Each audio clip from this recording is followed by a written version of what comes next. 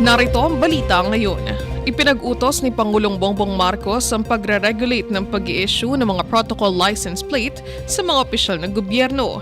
Inilabas ng Pangulo ang Executive Order No. 56 na nag-aamyenda sa EO No. 400. Sa bagong kautusan, inalis na ang No. 16 sa protocol plate na pwedeng gamitin noon ng mga regional trial court judge. Ito'y kasunod-an niya ng dumarami reklamo kaugnay sa pagdami ng hindi otorisadong paggamit ng protocol plate. Kabilang dito ang Pangulo na No. 1 ang plaka, 2 sa Vice Presidente, 3 sa Senate President, 4 sa House Speaker, 5 sa Supreme Court Chief Justice, 6 sa mga Cabinet Secretary, 7 sa mga Senador, 8 sa mga miyembro ng Kamara, 9 sa Supreme Court Judges.